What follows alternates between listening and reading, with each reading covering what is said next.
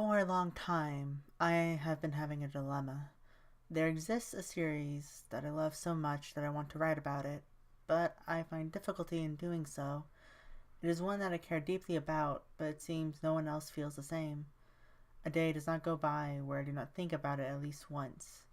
It is my favorite anime series. Or rather, it was my favorite anime series. Until recently, I would always recommend the series to people who wanted a new anime to watch. It seemed like a no-brainer to share the series I love with other people. However, people change, their interests change, and as I am beginning a new path going forward as a teacher in my life, my media consumption reflects that as well.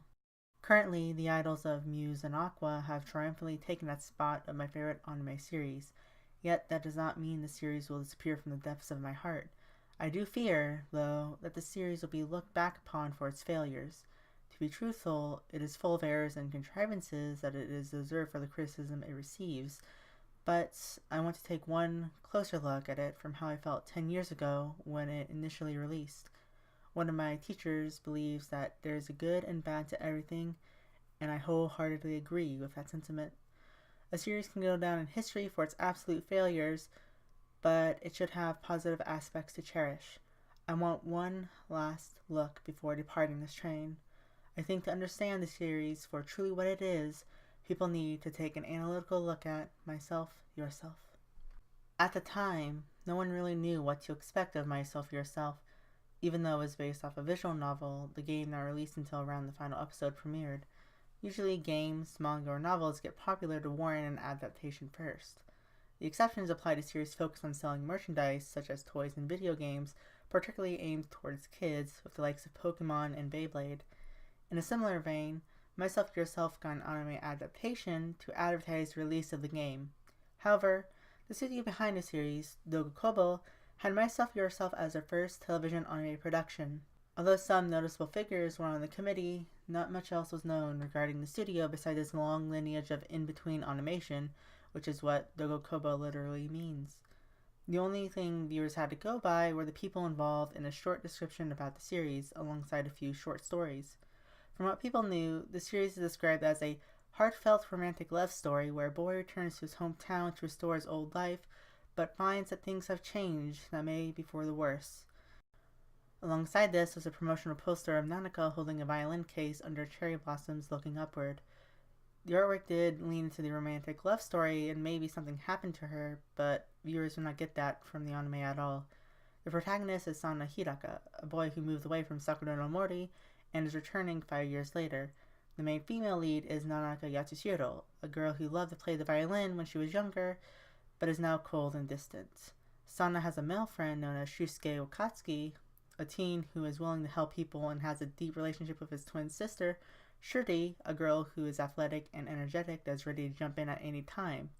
Following them is Aoi Oribe, the bookworm cousin of Sana, and Hinako Mochida, an elementary school girl who thinks she is an adult and wishes people would treat her as such.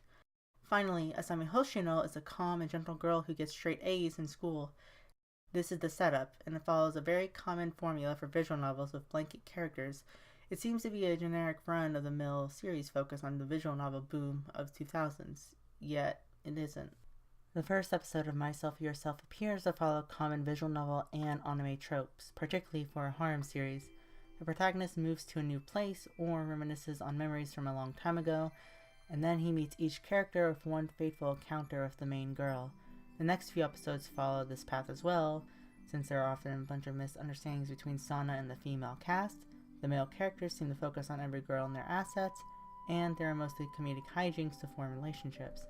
However, it becomes clear that Myself Yourself is not a harem anime or visual novel during these early episodes. Not every girl flocks to the main guy, but rather most act friendly towards him. Only exceptions are Nanaka and Hinako, yet Sana focuses primarily on Nanaka as a love interest and no one else.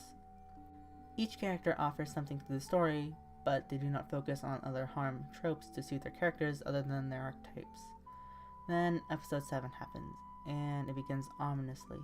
Previously, the series started with a lighthearted recap of each episode like this.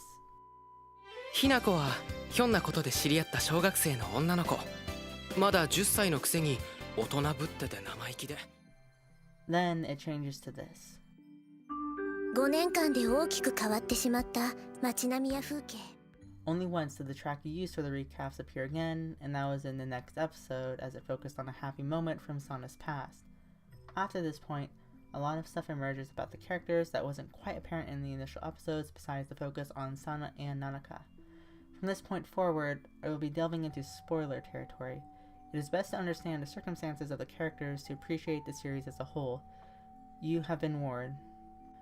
Early episodes focus on foreshadowing the fears of Sana and Nanaka, with Sana being afraid of blood because he committed suicide before returning and hides his scars under a wristwatch, and Nanaka having triggering flashbacks from bright light due to an arson attack when she was younger. The other possible foreshadowing is the relationship between Shuri and Asami, but the viewer can account for both of them working at a retirement home. However, it is later revealed that Asami harbors feelings for Shuri, but she rejected Asami. When Asami sees Shuri crying in front of her brother, Shusuke, she desires to be close to Shuri to see that face. So, she decides to fake a sighting of the twins at a love hotel to separate them. This seems to work at first, as Shuri is going to be sent away to London, but then the twins decide to run away together. Instead of separating them, Asami pushed them closer together. While these events are unfolding, many small stuff is occurring behind the scenes that we only get small glimpses of. Gossip, love affairs, political meddling, step-parents, divorced parents, physical and sexual abuse, industrialism, and bullying. All these are real things that happen in our world, and that is what I like about Myself Yourself. It is a model of society, and people get small glimpses into other people's lives that they don't want to be part of. It's as if the series is focused on people ignoring these issues. Let's talk people. The staff of Myself Yourself is interesting to say the least. One of the producers of the anime series is the infamous Makoto Ito. He is best known for directing School Days, a series people often compare Myself Yourself with visually and story-wise. As a producer, he can influence the outcome of the series as he's putting money into the project, but the series is left overall to the director and writers. The anime is written by Go Zappa, who is best known for his work on suggestive comedy series such as his own manga Chocoto Sister and Blend S, and his work on lighthearted episodes for more serious series such as Yu-Gi-Oh! And Trickster. Coincidentally, he is working alongside a few colleagues of his, Yatsushiro Kuroda, who usually directs anime Go Zappa writes, as with Myself Yourself. Both Zappa and Kuroda are known for working on comedy series, so Myself Yourself is a bit off their alley when looking at the final product. Meanwhile, the visual novel has Takumi Nakazawa as a scenario writer. Nakazawa is best known for visual novels that involve several playthroughs to get the entire story, particularly with the time-traveling Infinity series and Memories Off series. However, he mostly directed these series after an initial release, while the infamous Kotaro Uchikoshi started to pen the scenarios. Myself Yourself's visual novel does something similar where you need to unlock other paths after completing each girl's routes. However, Nakazawa's stories tend to be dark and brooding, with some happy endings. Particularly noteworthy is Nakazawa is the founder of Regista, who published Myself Yourself. Something interesting is that alongside Myself Yourself's development, Regista is working on a School Days PS2 port that released a couple weeks after Myself Yourself did. Although there are no solid facts, if Regista quote-unquote borrowed assets from School Days for Myself Yourself, it is a possibility, and this may explain many similarities with both franchises. So, the Myself Yourself anime is left to people associated with ecchi comedy series, and to people associated with particularly dark and grim series. Obviously, it is the best of both worlds, and nothing will go wrong. However, one person stands out from the rest that can bring balance to the series: Chief Director Tetsuaki Matsuda. A series usually does not have a chief director, but it isn't unheard of. Their role seems to assure production is going along smoothly and helping direct things if needed. Tetsuaki Matsuda is not particularly well known. He has directed and storyboarded several anime and has done key animation for several series, which transitions into Myself Yourself. However, he seems to have maintained control of the series over Yasuhiro Kuroda. As previously stated, Kuroda is the director, and he is best known for working on ecchi comedy anime. This is just my observation, but it seems Kuroda was brought on for the comedy aspect of the series. His other work, such as Crazed Family Diaries and Camper, express similar jokes and hijinks. Yet Myself Yourself has these similar antics and jokes, plus the brooding serious material. It is likely Matsuda is the one behind Myself Yourself's dramatic scene direction, rather than Kuroda. As chief director, Matsuda had supervision of most of the material. It is likely Matsuda wanted to keep the dark and brooding atmosphere of Myself Yourself that is demonstrated in the visual novel, but still have positivity present, at least for the beginning. While the anime goes into dark territory, the visual novel goes directly to hell with its characters. It is likely these scenarios are where they get inspiration from School Days, as previously referenced that Nakazawa is producing both Myself Yourself and a School Days port at the same time. Both visual novels contain similar paths of characters with gruesome endings, and it is often the case for people to compare both series due to their nature and visual appearance. However, the anime takes certain paths of the visual novel from multiple paths of each character and integrates them together. Usually, visual novel anime focus on one main path, with some episodes dedicated to a single character from their root. The Myself Yourself visual novel has several bad endings. Nanaka will either become cold and distance herself from people, or the arsonist will return and kill her. Asami will either go on a mental breakdown and hurt someone, or she will kill Nanaka. Shirley is protected by her brother constantly and does not wish to see any people again. Aoi gets a disease that makes her deathly ill. Hinako gets kidnapped, but she returns safely, yet she isn't the same person anymore due to something her kidnappers did. And Yuzuki is fearful of repeating past mistakes of sleeping with a student like she did with her teacher when she was younger. The endings are not in the anime, but some snippets reside in the characters. These endings do not particularly appear in most other visual novels, save for Nanaka's and Aoi's, and they stand out from the grim roots they entail, which may not be evident at first. Myself Yourself's anime series continues these misleading tropes by straying from the norm, akin to School Days. Themes and symbols communicate an underlying message within a scene, and the use of allegories to reference other works and stories can add another layer. Several exist in both the anime and the game, but I'll focus only on a few that I find quite interesting.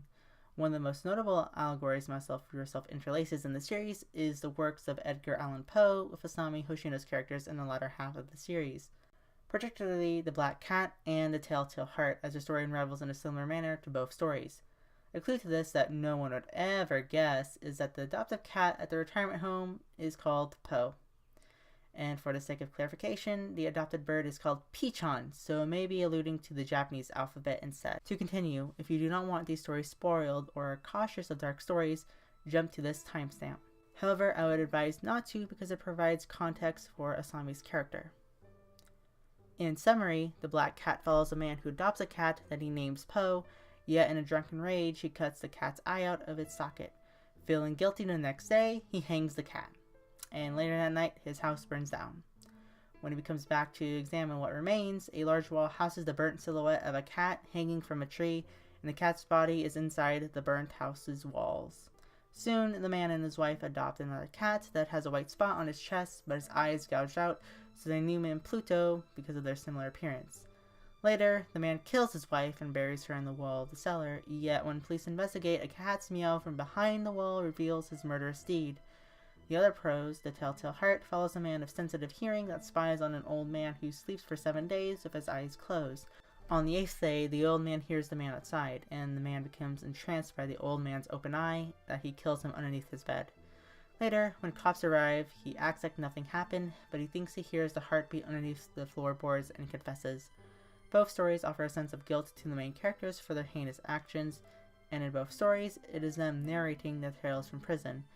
Not only that, it is usually the obsession of some kind that drives them to feel this way. The themes and scenarios that play out in each story are similar to the ones in Asami's character arc in Myself Yourself. In episode 5, we are treated to an old lady called Kaji, who lost a granddaughter that used to play the violin in an accident, and she looks quite similar in appearance to Nanaka, mistaking her for being revived as if something worked. During the episode, we are introduced to Poe, a pure black cat, and the story of the twin sisters Hill of Sakura no Mori. Legend says that people sacrificed humans to appease the gods and keep the Sakura beautiful, and is told by Shuri, who was informed of it by Kaji. Now, in the visual novel, the story is similar, but there's a big difference.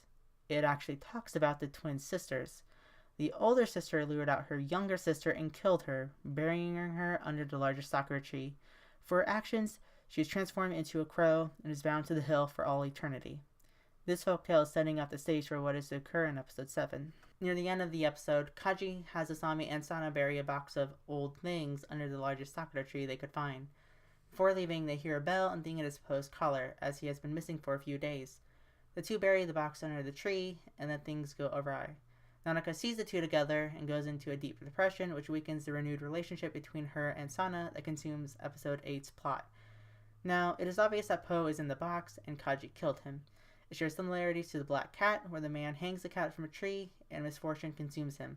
Although Kaji is the one who killed him, Asami and Sana are the ones who buried him, and the misfortune spreads to them, similar to the Twin Sisters Hill story.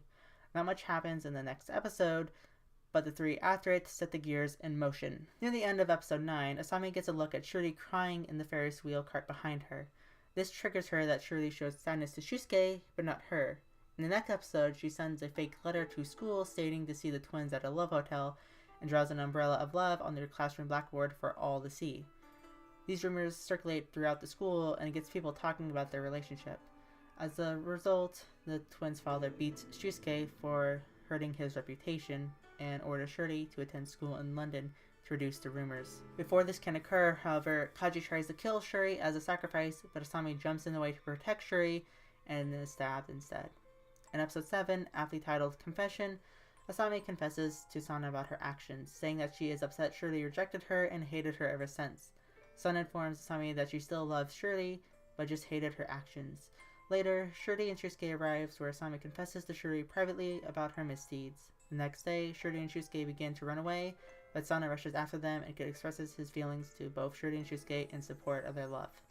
Asami's character arc emerged from Poe's death. Now, it is consistent with her character, but the importance is the association with Poe.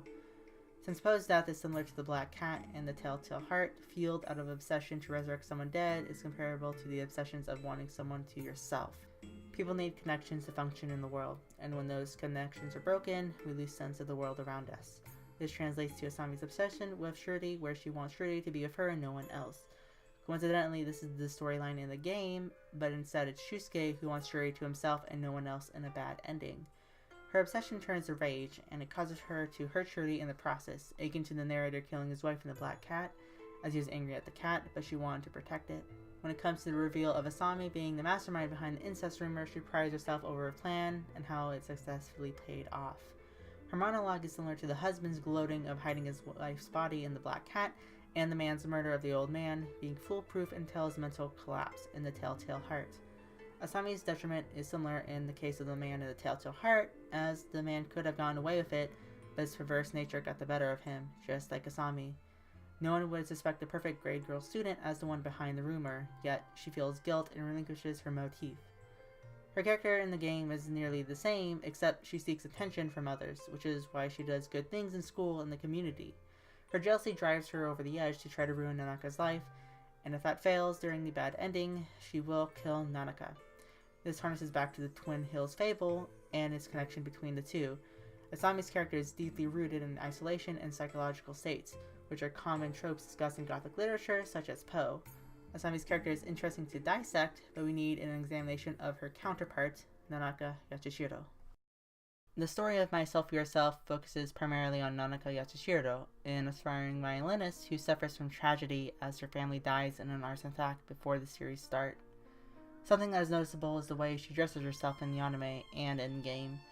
In her childhood, she wore mostly white and light-colored clothing. This displays her childhood innocence and purity, where she would not be tarnished. After the fire, however, she wears only black or dark-colored clothing that represents her loss of innocence and her internal feelings. Only time she wears white after the arson attack is when she wears her Miko attire, but we will get to that later. The color coding of her outfits about her loss of innocence isn't groundbreaking, but informs the viewer of her character. It shows similarities to how she wears a school swimsuit to the spa, as it informs the viewer that she is poor and she cannot afford an adorable swimsuit like the other girls. It also explains her current relationships as nothing, because she distances herself away from others and does not spend any free time with friends. The story isn't telling us this, as we do not know about the arson attack yet, so Matsuda is showing us Nanaka's inner self through her outer self. This will become apparent in the opening analysis with the primary contrast between black and white. The story of her character is conflicting as she constantly changes moods throughout the anime that makes it hard to understand her. It does not make her a complex character, it makes her seem a bit insane and unstable. Just like black and white, she appears to have a mental on and off switch. However, her story appears to be based off a realistic portrayal of the setting of Sakura no Mori. In the anime, the Sakura no Mori festival at the Yatsushiro Shrine occurs in episode 5, and it is foreshadowed with Nanaka trying to practice the dance in earlier episodes. The festival is based off the real Kamakura Festival in Kamakura, Kanagawa, Japan, taking place at the Tsurugaoka Hachimangu, a shrine dedicated to a famous warlord god. Interestingly enough, Nanaka's surname, Yatsushiro, means 8 white, and Hashimon means 8 banners, and the clan that ruled the shrine, the Minamoto clan, claimed white as their banner color. It isn't hard to see the two words meaning the same thing, 8 white banners. The parallels between the two festivals is quite apparent, especially with the dance Nanaka performs being based off the Shizuka no Mai, a dance created by Shizuka Gozen to express her love to her sweetheart who fled during the war. Her story is nearly identical to Nanaka's, as both had the love of their lives leave them early in their life, yet they do return and resolve some issues. Yoshitsune fled after the Genpei War, and Sana moved away after his family got a new job in Tokyo. Then while they are away, both girls dance and sing to express their longing for their beloved, which is where the Shizuka no Mai originated. In Myself Yourself, however, before Sana leaves, Nanaka tries to write a song for him, yet it is incomplete by the time he does actually leave. While he is away, Nanaka continues writing the song for Sana, but writes letters to him every day in the red mailbox they used to share as children, expressing that she hopes he returns soon. Both Nanaka, Yatsushiro, and Shizuka Gozen desperately yearn for the love of their lives, yet it dampers their mental state considerably. Myself Yourself's opening uses Kaori's song Tears Infection and is both directed and storyboarded by Tetsuaki Matsuda, with Tomoya Hirosuka as animation director. Something of note, however, is that Myself Yourself got a fully animated music video in its final disc release in Japan. Matsuda remains as a storyboard artist and Hirosuka remains as the animation director, but Johei Matsuura becomes the director, who was episode director for episodes 3, 8, and 13. Although the change may be slight, the contents of both videos are different. I will interchange between the opening in the anime and the animated music video to explain the details between each. Another consideration is the opening to an anime starts early in production and is one of the first things to be completed animation-wise. It often comes alongside the first episode when during production. This likely means that the staff had a direction of where they wanted to go, as anime studios create an outline for where the story should begin and end before storyboarding the opening, ending, and episodes. Now, that is not to say plans can change in mid-production. Some examples of this that come to mind is Yu-Gi-Oh! 5D's originally intending Crow for a different role, and Bisquash wanting to target the otaku crowd with fan service episodes early on, but this was scrapped later when a new director appeared. Now, let's dive into the opening. Viewers open up to a shot of Sakura no Mori High School, with interchanging shots of the definitions of myself and yourself. Soon after, Nanaka, Aoi, and Asami get their own shots. First point to make is that each girl represents a different season. Nanaka is winter, likely for her cold personality. Aoi is summer, possibly for her childish and energetic self. And Asami is spring, maybe for her calm and graceful appearance, yet some spring storms do occur to represent her dark interior. In the music video, Shorty gets her own scene in autumn, reflecting her active and confident personality. All 4 scenes have the wind blowing to the right, which will be significant later on. However, in this case, as the series takes place in Japan and the wind is moving to the right, it is referring to going backwards in time. Next, we arrive at the Sakura no Mori School Festival with black and white feathers blowing towards the viewer to reveal Sana standing in a crosswalk with grayscale all around him. People continue to walk by him, and the camera zooms in to view his depressed expression. It quickly changes to a downward shot with a quick instance of his watch and his audio player switching to bye. This scene points to Sana's struggle of suicide.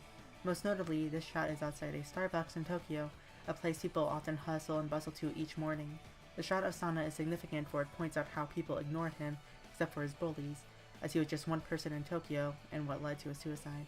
He is insignificant to everyone else, and this can fuel his drive of suicide by feeling no purpose in life. He is facing away from the people walking by, pointing towards that he is stuck in the past or is going to kill himself while everyone else continues their daily lives around him, making Sana's life that more insignificant in comparison. Next, we get a shot of Nanaka in a black dress with her back to a staircase as a lone white feather drifts rightward. The camera zooms in on her downcast face, and as the sun drifts over, she closes her eyes. Significantly, the lyrics at this time mention, "A sharp pain swept away my fever, it flowed back, and I shut my eyes." The opening does this a couple times where the shots match what the lyrics say verbatim. Back to the scene, however, you may wonder why Nanaka is around a bunch of staircases. She isn't, as they are actually sundials, something I mentioned in my first analysis video of Myself and Yourself. Each character has a timepiece associated with them in the opening, with Sana having his wristwatch, Nanaka having sundials, Aoi an hourglass, Hinako with distorted Alice in Wonderland clocks, and Shusuke, Shuri, and Asami with a grandfather clock.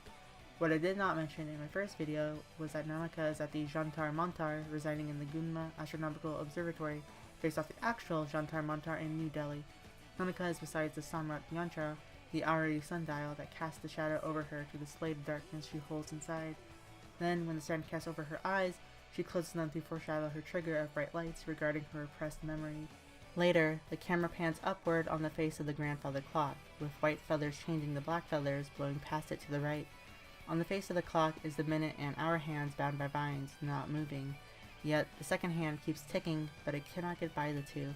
The three different hands and representations become clear when we zoom out to see Shusuke and Shuri back to back on the grandfather clock, with broken glass in front, looking away from each other, and a red silhouette of Asami appears behind Shuri, with a tear rolling down her cheek.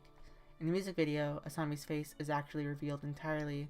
This scene exemplifies the strife between Shusuke, Shuri, and Asami and their story overall. Shusuke and Shuri represent the hour and minute hands respectively, which aligns with the two being crucial and equal components together on the clock when they need each other to function well. The thorny vine represents the pain the two feel, and since it is nature-related, the pain likely refers to the deceased mother that seems like no one else but them care about, and their love of the nature park where they spent most of the time at with her. This is what binds them together and keeps them close. Asami represents the second hand, someone who will make routine stops in their lives but quickly pass by. As for the second hand trying to get between the two, Asami does the same to try to get Shuri to focus on her and show her the similar pain-ridden face she showed Shusuke in episode 9. Asami wants to support Shuri, but she cannot get between the two due to their shared pain the siblings have. This scene beautifully demonstrates the dynamics the three characters have in the overarching story. In a not-so-beautiful transition, we get another pan-up to Aoi on an hourglass. Books lay behind her with sweets in a basket and a mug with a childish design on top. The viewers learn that Aoi loves books from this, obviously, and that she can be archaic, represented by the hourglass. As the sands roll by in the hourglass, we can get a mental representation of Aoi's age. The sand is about a third or fourth of the way complete, representing her age of 17, or a mental age of being younger. Aoi is quite slow in the series, where she still possesses traits from her childhood, such as wearing an apron when eating and using kid utensils to eat. Aoi's childish mug on top of the books replicates this as well. The slow-moving sands can represent the mental slowness in age too, as there's not much else to her character, sadly. Soon, Hinako runs by and this catches Aoi's attention. Hinako looks downward at something as she goes right. Looking down at something represents how Hinako thinks she's an adult and far more mature than her other classmates. It is appropriate that she runs by Aoi as Hinako idolizes her as an adult woman. The camera zooms in on Aoi's face and the small Yeti-kun runs zigzag before tripping and Hinako leaping onto him. Yeti-kun represents not only her childhood, but her father as well.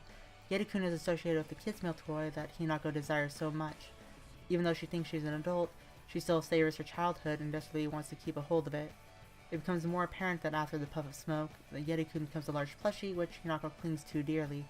She recalls in episode 6 that her father got her a large Yeti-kun plushie and she misses him. The clip of Hinako hugging Yeti-kun reminds the viewer of her separated parents and how she wants to be with her father. Earlier in the clip, the destroyed clocks from Alice in Wonderland appear in the background. The clocks obviously represent Hinako's loss of identity by displaying different attitudes toward its different ages, and her conflict of not knowing which age she should truly be at. The fact that the clocks are from Alice in Wonderland leads to Hinako's development of growing up as well, a huge theme in the Wonderland series. Hinako needs to learn that growing up is accepting yourself for who you are, and that you can be both mature and childish at the same time. Viewers finally get to the meat of the opening when you transition through a forest to see a young Nanaka with her back turned alone in darkness. The quick shot of wandering through a forest resembles someone being lost in the woods and uncertain of where to go.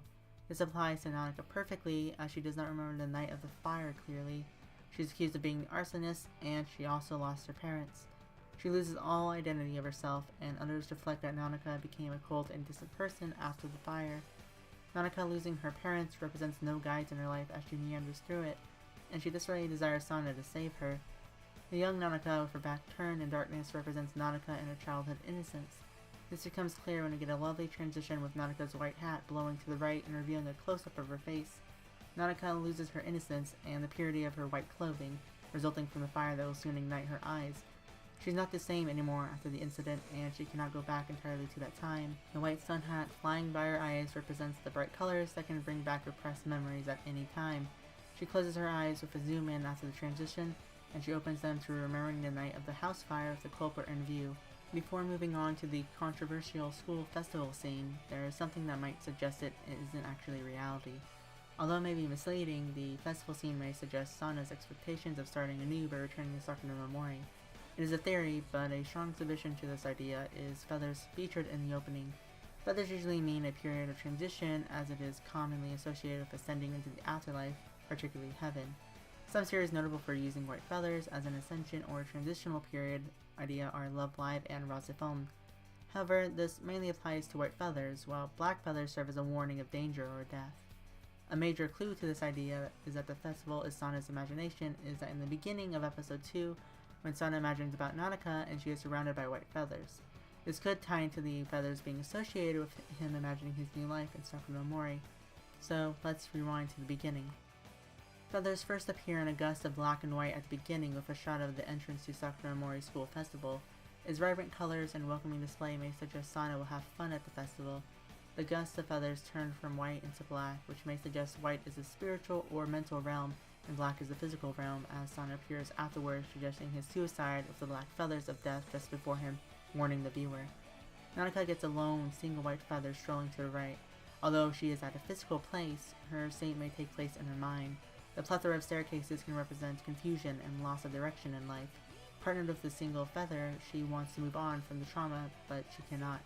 Following Nanaka, white feathers blast through the scene, with black feathers falling behind for Shusuke, Shuri, and Asami. The white feathers provide the siblings' mental state, and the fact that the clock is stopped with the hands bound by binds, it suggests that they cannot transition from the pain they still hold. The black feathers forewarn Asami's manipulations to cause the twins pain, and provides context that she is going to endure both mental and physical pain as a result. Another conclusion is that the second hand is trying to pass the hour and minute hands, but Asami cannot get by alongside the two because they're dwelling on the past too much. For them to move forward, they must get over their mental hang-ups. Finally, the final feather pulls back to Nanaka. Although it isn't a feather per se, it goes in the same rightward movement and behaves like a feather in the wind. It plays on Nanaka's memories being stuck in the past, but also serves as the idea that the Sakura no Mori Festival is an illusion in Sana's mind. The white to black feathers suggest a change to reality, but going from black feathers from the Wakatsuki twins in Asami's scene to a lone white sun hat drifting in the wind may lead to a reality to mental change. The school festival concert does not offer much to decipher. It shows all the characters having fun and playing their instruments with cherry blossoms blowing around them. Aoi is playing a guitar, Shusuke is banging on the drums, Sana, Asami, and Shuri are on guitars, with Shuri appearing to do the vocals as well, and Nanaka is playing an electric violin. We soon get a scan of Shuri's electric guitar with engravings on the frame. This may suggest the scars she possesses, both from her mother's death and Asami's manipulations. A shot from above, with what seems to be a camera, appears and gives an expression of someone looking at it from the outside. This may suggest Sana is imagining it, and he is seeing it from a limbo state during his suicide, or he is thinking of the fun he can have with his friends. We get more shots of the group playing and then some individual shots. Finally, we get to a shot of Nanaka turning to the camera with a smile while playing her violin with cherry blossoms glowing to the right. This scene speaks volumes, as Nanaka never smiles in the entire series like this. She gets a sly smile with moments to herself, but the only time she smiles like this is the dream sequence from Sana. Plus, the fact Nanaka is the one whose scene moves in slow motion suggests that she is the focus of Sana's romantic life, and that he loves her, as media slows down beautiful people appearing often. The pink cherry blossoms have similar symbolic representation to white flowers, where they suggest a transitional period and a new beginning. It also carries the feeling of friendship and romance. The entire school festival must be Sana imagining his new life in Sakura no Mori after returning, where he reunites with his old friends, has fun with them by making a band, and starting a relationship with Nanaka. This is exactly how the music video plays out. Further clues lie in the music video to suggest this. As previously mentioned, Tetsuaki Masuda remains the storyboard artist for the music video, but he isn't the director. As he's the one designing the framework for the video, he can expand upon his vision alongside Hirotsuka and Matsuura. The first clue is within the first 30 seconds of the music video, where we get a view of the poster for the live concert the group is going to perform in. It makes two important notes. 1. The date of the performance is April 20th, 2008.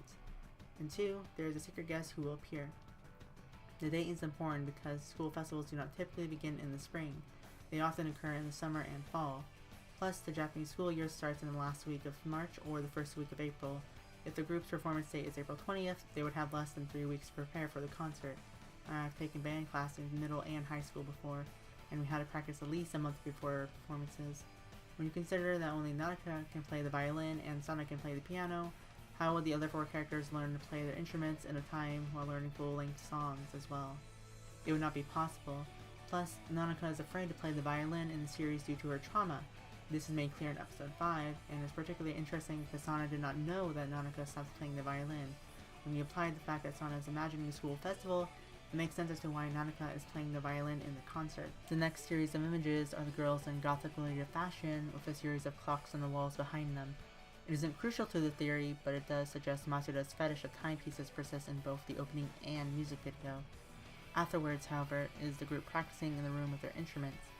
The scene shows the characters' interactions between each other quite well, yet 2 things occur. When Asami comforts Shuri, she gets a sly smirk after Shuri gets hit with a drumstick. Asami is stressing, "Ha, you got what you deserve." This may foreshadow what she would do later on in the series. The second thing is we get the film-esque shot of all the characters as if it was from a video recording. The previous time this occurs is during the concert from above, yet that is more interlaced. Something worth noting is the fact that we get a shot of all the characters except Sana. Instead, we get a strange shot of an electronic meter on top of a stereo. A quick look at the room shot shows that this is next to a blue guitar, which is what Sana plays in the concert. This leads to the belief that we are viewing this from Sana's perspective. It becomes clear when Sana is literally holding a camera and taking pictures of Nanaka playing and laughing on the beach.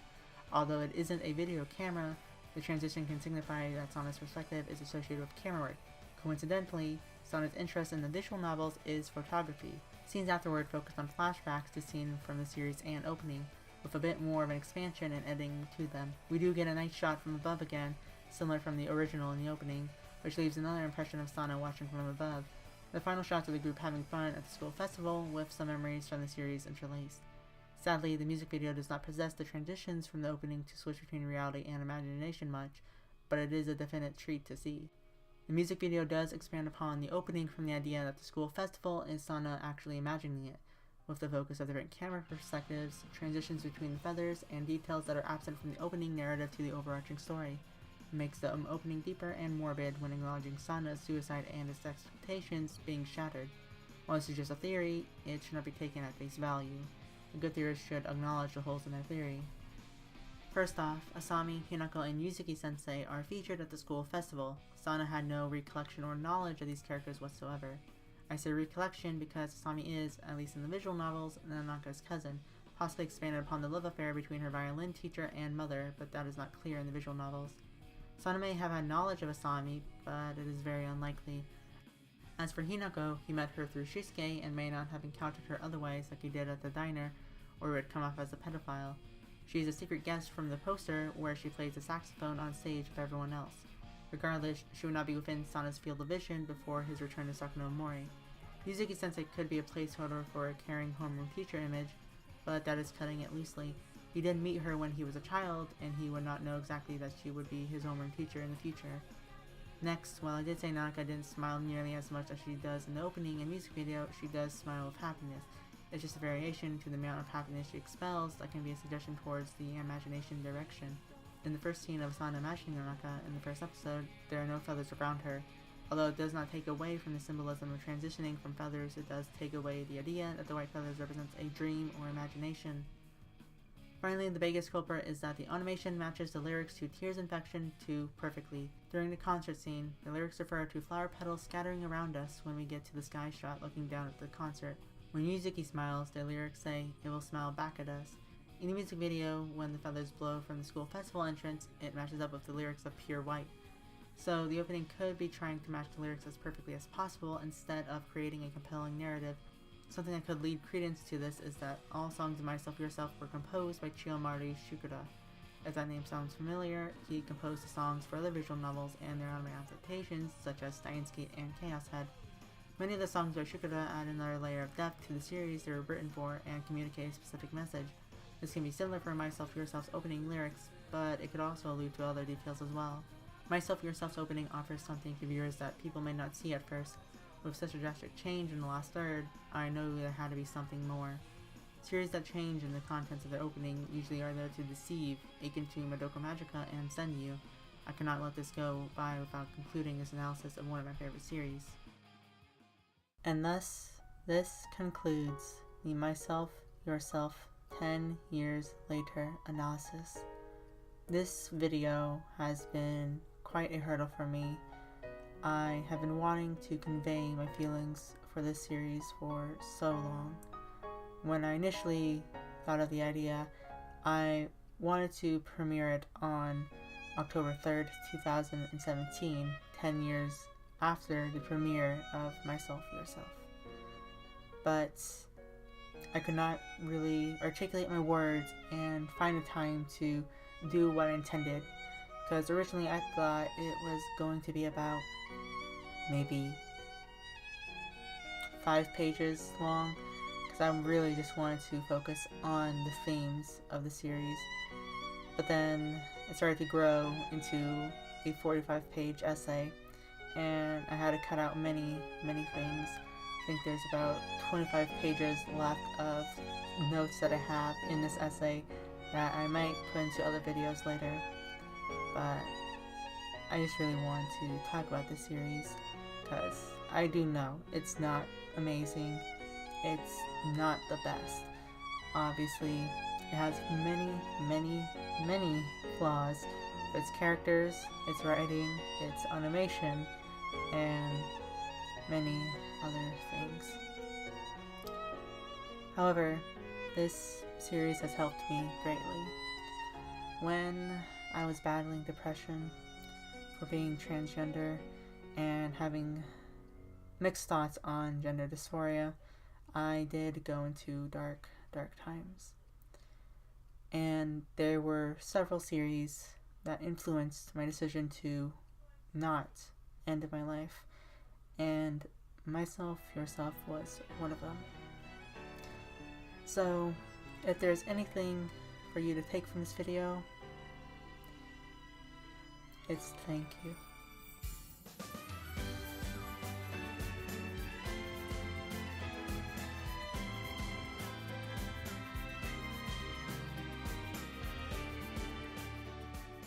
Congratulations for making it to the end card of this video. I greatly appreciate your patience and that you viewed my video. If it isn't too much to ask, if there was anything you disliked about my video, whether it be my writing or my video editing, or just anything I can improve on, please leave it down in the comment section below. I really favor criticism and I want to improve myself. In one of my previous videos, a commenter left this comment, and I tried focusing on doing that in this video to slow down my articulation. And if there's something else I could ask of you, is to please share this video with people you may know. I usually do not ask for people to share my videos, but this is one I have put a lot of work into, and I would greatly benefit if you would share this video. I want to get my thoughts across about an anime that most people probably look down upon. And while editing this video, I found it apropos that although we weren't quite 10 years later from the premiere date, if you looked at the calendar of the in-game year, 2008, this would be the time when Nanaka actually played Myself, Yourself to a concert. So I do think we actually hit the nail on that one. So, thank you once again. I apologize if this is a long end card, but I do want to get everything across as best as possible. Thank you once again, and I will see you in the next one.